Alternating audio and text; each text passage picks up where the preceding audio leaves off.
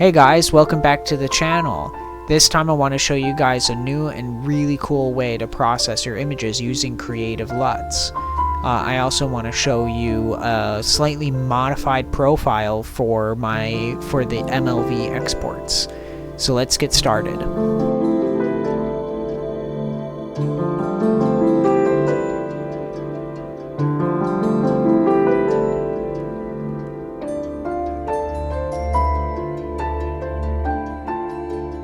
Alright guys, so getting started, let's look at the MLV app new profile that I've been working on.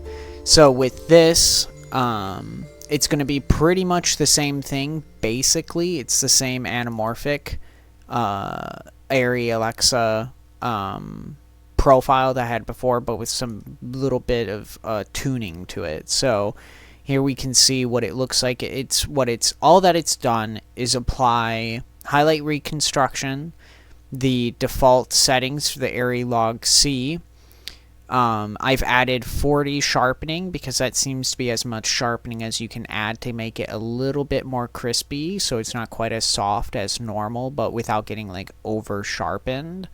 And then the LUT comes on, the conversion LUT is turned on by default, but usually I'll export it without the conversion LUT on. And then I did mess with the vignette. I added a little bit of a vignette. I think it gives it more of a vintage aesthetic that I would expect from a anamorphic lens. That's of course completely optional. You can just take this vignette strength to 0 and it would be gone. And then the stretch that you would expect. This is what I usually always export as.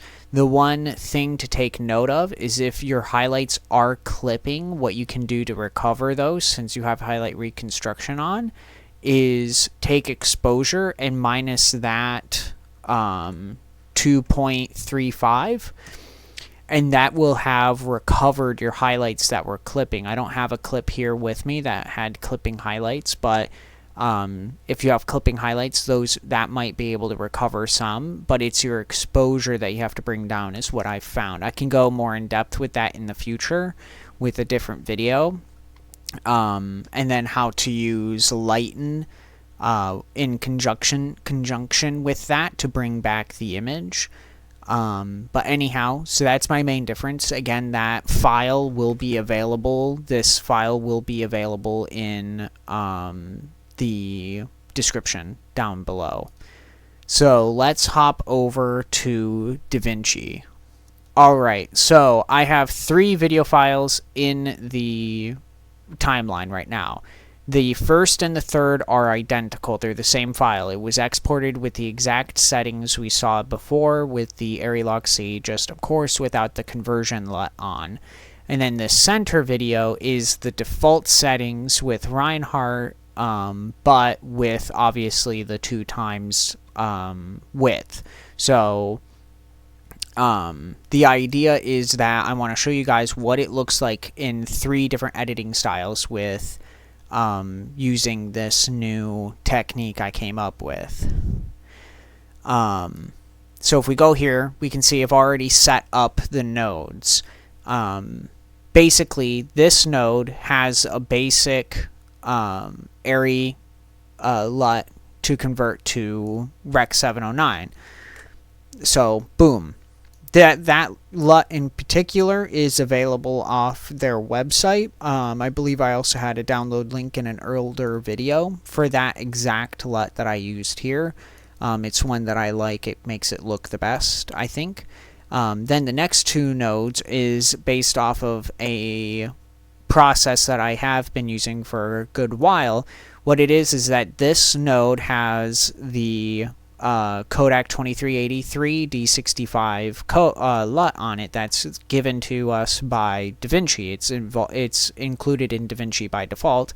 And then this node is a correcting node, because if we were to just apply from the Rec 709 to this creative LUT, we get an incredibly over contrasted image, so we have to use this node in between to correct for it, and so that this is the look we end up getting. So pretty much before with just a simple conversion LUT with the look, with a basic reverse S curve to correct for that crazy look.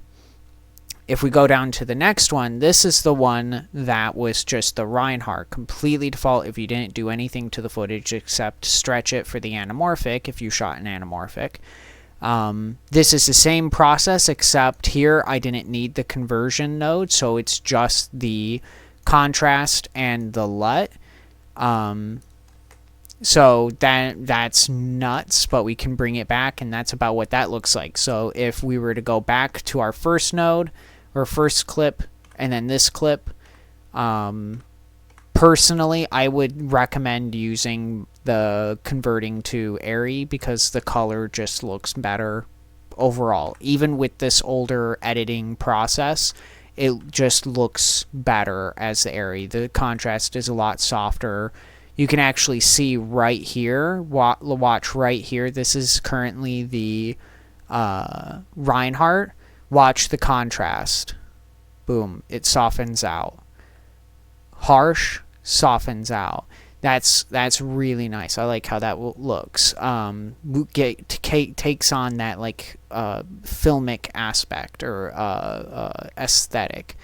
Let's go down to our last one. This is the one that has this new editing style. I got the idea for this editing style from a YouTuber and creator and editor from this video in particular.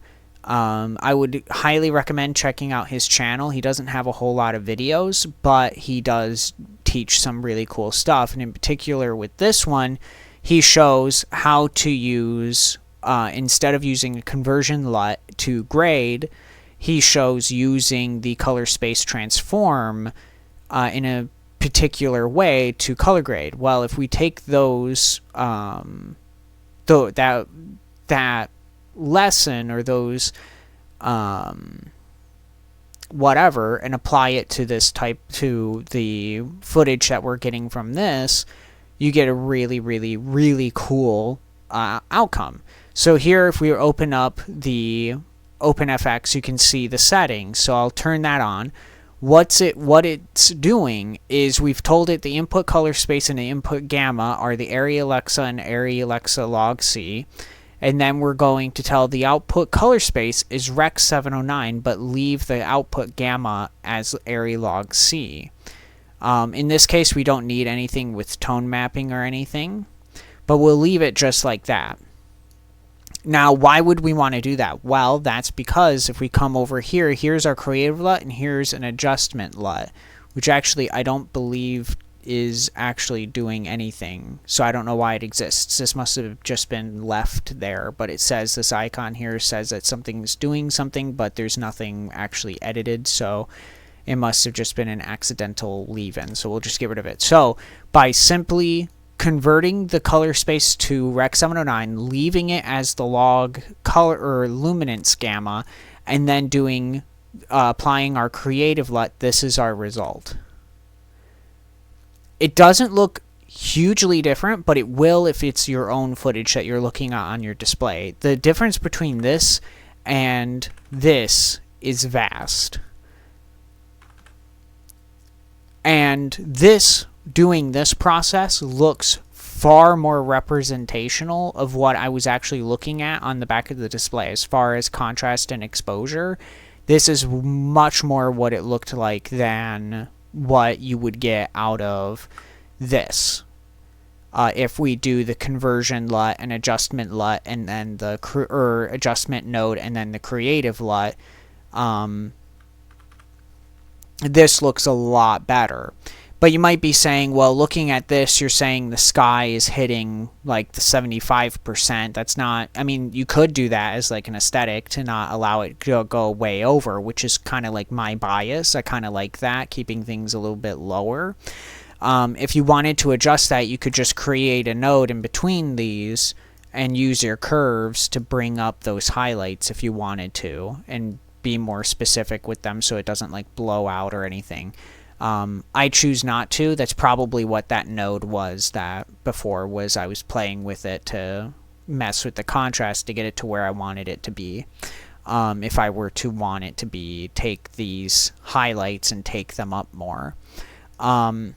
It's a very small change, but it really does matter. I think it really does bring out the quality of the raw footage a lot more, doing it with the color space transform and using the creative LUT like this. The way that Juan teaches it, he would say that you would want your nodes kind of like this. You would have your creative LUT would be your last node. You would have any kind of creative adjustments here, and then you would have like another color space transform here. Or actually, that's wrong. You would have this go to your Rec 709 or Gamma 2.4, which is what I would choose to do. Then you would have this one here going from your color space transform would be the same, but your input gamma would be changed. You would tell it Gamma 2.4 back to Arri log C, which you would think would be really destructive. Well, it actually doesn't change anything. Your image stays the same throughout the process. The only difference that we're seeing here, if you're catching that, is that this node here is turning it to be the color space doesn't change because of how we have it set up. If we were to change this one back to Alexa and then do that on-off, and apparently it broke. There it goes. You would see, or yeah, whatever, same difference. You get the idea. That it's non-destructive. So if we were to take this one and turn this back to, wait, what was it that I was doing? Oh, I lost, that's what happened, is because I wasn't messing with this one. Okay, so then the concept is that you would have this kind of setup, and the idea is that for this node, with this node, you would have it be fully converted to Rec 709 here. And with that, you could do your qualifications and editing and color grading or whatever you want to do here. So if I wanted to mess with like the contrast a little bit or something like that, I could. But then from here, it would convert it back to the log C to then be ready for this. For the creative LUT is the idea. Because if you're, say you have a person in the frame and the skin tones aren't correct, so you want to correct them. And if you want to use this technique of you want to use this creative LUT and you want to use this technique where you keep it at Arri log C, well, how do you qualify for the skin tones? Because if you've ever tried to qualify log footage, you'd know that it's difficult to get an accurate qualification because of the low contrast and generally low saturation, which is not the same with how this works. But the idea is that you would be able to, because of this node converting it fully to Rec 709 in such a way that it's non-destructive, you can do those qualifications and edits prior to your LUT conversion so that you can turn it non-destructively back to the Alexa log C to then apply your LUT or your creative LUT to it and get much better results than something like this where you're destructively turning it to Rec 709, where you can't just convert that back to Arri log C and keep the same longitude and data in the image.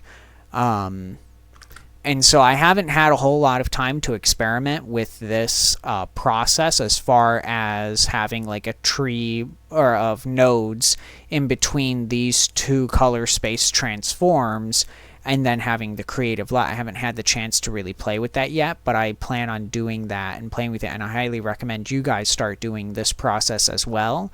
And I also, again, highly recommend you guys check out this guy's channel. He does some really cool stuff, especially with this video here is really interesting. In this case, he was talking about the Ursa Mini Cinema DNGs, but if you were to apply the same process to the Cinema DNGs we get from the EOS M or from Magic Lantern, it actually does get better results than what you might normally do. with all of that said, I hope this has helped you guys out quite a lot. Please give me any feedback you have down below. I hope you guys have a fantastic day.